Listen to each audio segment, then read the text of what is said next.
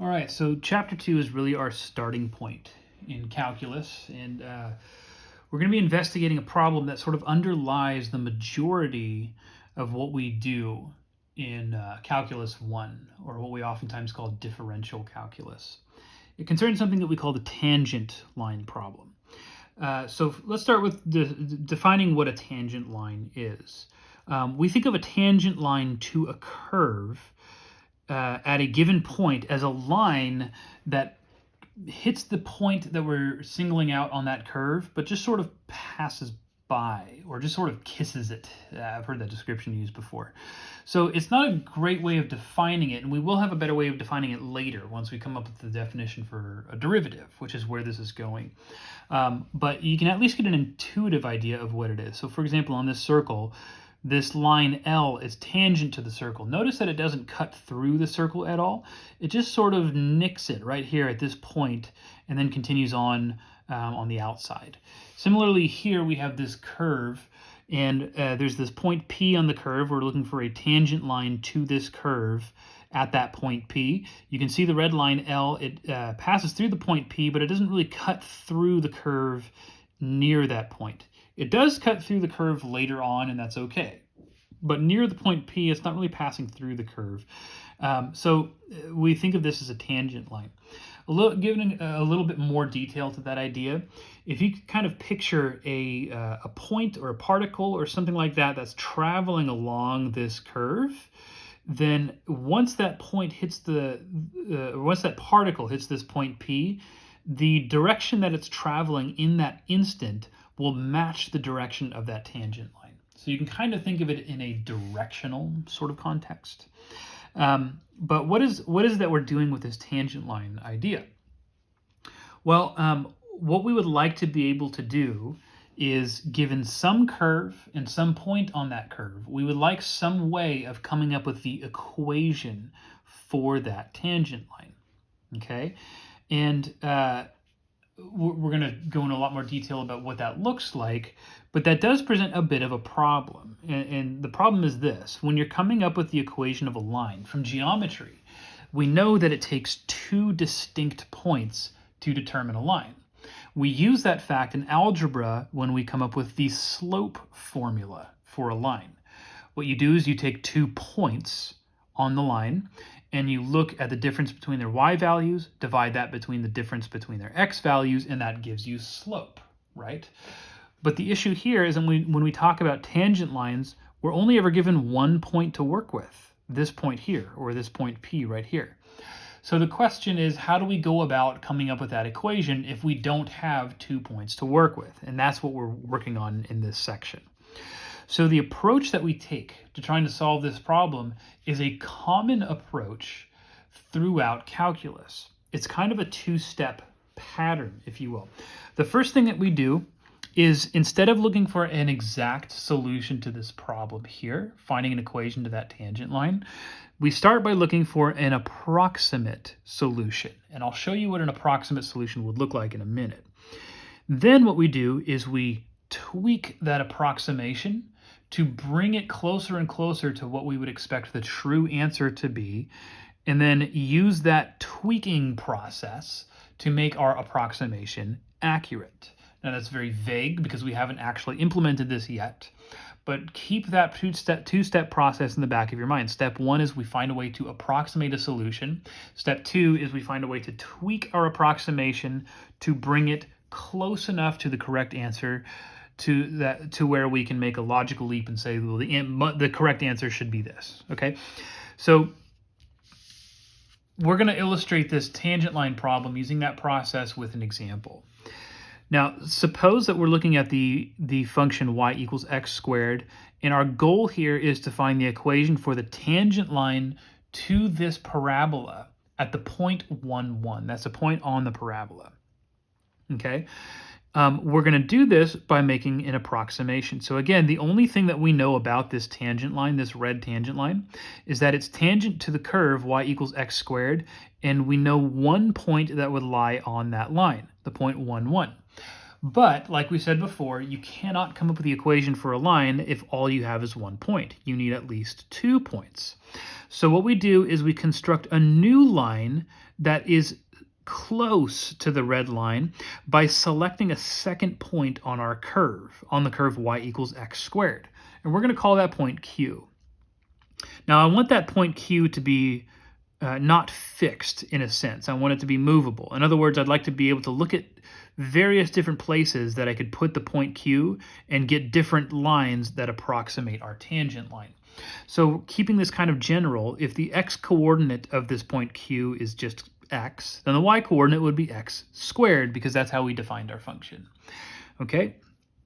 And so now what we need to do is come up with the equation for this tangent line, or at least a guess as to the equation of this tangent line, using our approximation. So first of all, how do you find the equation of a line if you know the slope of that line and 1 point on that line? Well, the equation in this case would be y minus y1, which is equal to 1. So y minus 1 equals the slope of that tangent line, which we don't know yet. I'm going to call that m, times x minus x1. This is called point slope formula. You learned this in algebra. x1 is also equal to 1. So notice the point P gives us a couple of the values that we need for our tangent line. But the tricky part is really coming up with this slope. Now, how do you come up with the slope of a line? Well, let's take a look at the slope of this blue line here, because we have 2 points to work with. I'm going to call that the slope of PQ. Okay, because those are the 2 points on that line, I can think of that as the line PQ. Slope formula says that we take the difference between the y coordinates of those points, so let's say x squared minus 1, and divide that by the difference between the x values, the x coordinates of those points, x minus 1. And what we have here is actually very useful, because this is a function. Notice that there's an x showing up in there. This is a function of x. And what this function will do is it will give me the slope of these blue lines here, where the input is just the x coordinate of that second point that I'm choosing, Q. So I can pick various different points for Q by selecting various different x coordinates, and then just plug them into this formula, and that'll spit out the slope of that blue line every time I do that. And what I'd like to do is create several of these blue lines by choosing different values of x. And here's the underlying assumption that's going to guide us through the rest of this process. We'll see a picture on the next page that'll make this more clear, but intuitively it seems to make sense that this blue line will more closely resemble the tangent line, the red tangent line, the closer Q is brought to P. So Q being way out here, you can see my blue line is steeper than my red line. So I'm expecting the slope of this blue line to be a little bit more than the slope that I'm actually looking for. But intuitively, I could see that if I brought Q closer to P and then kept drawing these blue lines through that blue line would start to conform more closely to the red line. Okay, that's the underlying assumption. So what I want to do is take this value of x then and bring it closer and closer to 1, because that would effectively bring Q closer and closer to P. And I can do that from either side. So for example, if I choose a value of 2 for x, that might give me this point right here. So if I evaluated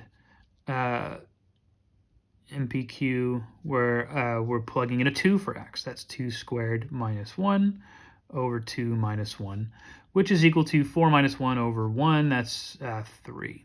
Okay?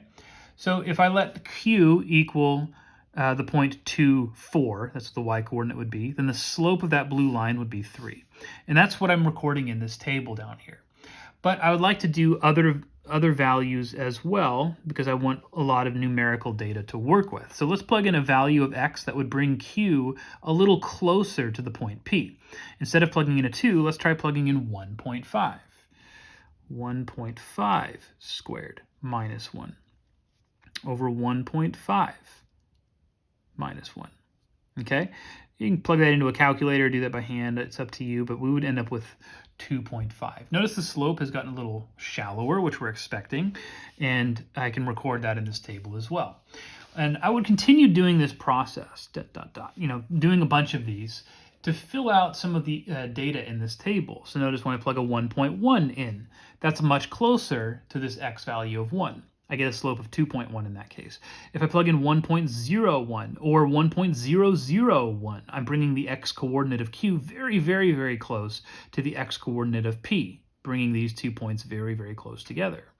And you can see what's happening to the slopes each time. 2.01 is what I would get from that computation here. Plugging in 1.001, I would get a slope of 2.001. And so what we're seeing is sort of a trend happening in this column here with these slopes. Now, to get a complete picture, I should also think of placing the point Q to the left of point P instead of to the right, like I have here, and doing that same process, bringing that point Q in closer and closer, but from the left instead of from the right. So what if I were to choose 0? If I plug a 0 in for x, MPQ equals, if I plug 0, that becomes 0 squared minus 1 over 0 minus 1. That would be negative 1 over negative 1, which is equal to just 1. So you can see where that was recorded in this table. Okay, that would be the point right here at the origin. I'm putting Q here and putting a blue line through Q and P. What if I brought Q a little bit closer to P though, but approaching it from the left? Maybe plug in a 0.5 for Q.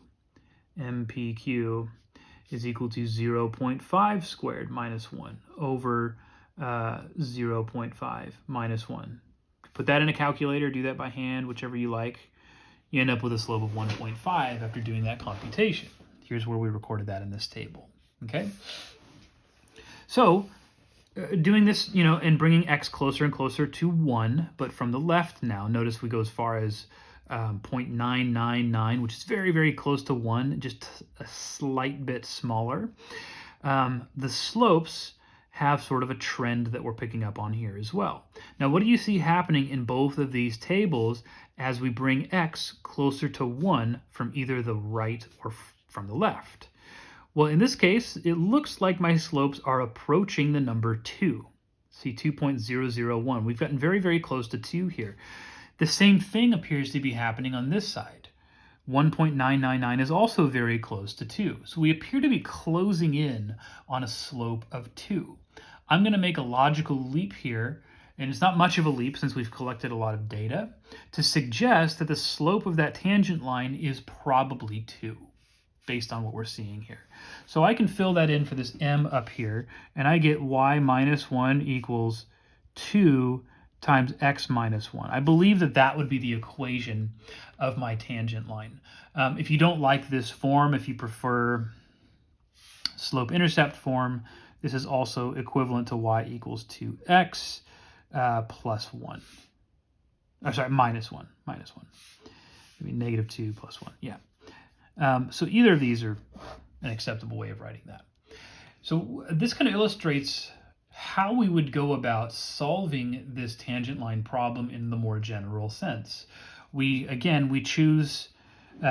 asked to find a tangent line to a specific curve at a particular point on that curve, and we start by approximating that slope using several different approximations by choosing a second point Q also lying on that curve and constructing these blue lines through both the points P and Q, calculating the slopes each time. And it's very helpful to come up with a function like this one where we can simply plug in this x coordinate and have it spit out those slopes for us. Okay, and then after doing that several times, making several approximations, we can make a very educated guess as to what the slope probably is, 2 in this case. Okay, so that's what I'm describing up here. I kind of just talked through this. And this image down here comes out of your book, but it sort of shows what's happening as we select different points to place Q, different places to place Q. So for example, looking at these guys, I'm looking at the same parabola. We're still looking at the tangent line passing through 1, 1 right here. But if you follow the point Q as we go from left to right here, you see Q starts out kind of far away from P, and then we bring a little bit closer here, and then we bring it even closer here. And the blue line, which we call a secant line, I give a definition of that here. If you have a line that connects 2 points on a curve, we call that a secant line. So I'm going to call it that instead of blue line now. If you bring Q closer and closer to P, we're seeing, at least in this example, that the secant line appears to be more and more closely conforming to our tangent line. Same thing as if I choose Q to the left of P, which we're seeing down here. So if I start Q way over here, my secant line looks nothing like my tangent line. But if I bring Q closer, so here, it's starting to kind of rotate into place a little bit. And then if I bring Q even closer to P, which I'm doing here, the secant line looks even more closely conformed to that tangent line. Okay, so that's the underlying concept in how we solve this tangent line problem. Okay, now I mentioned down here that we're not addressing the relevance of this tangent line problem yet, but we will before the end of this section.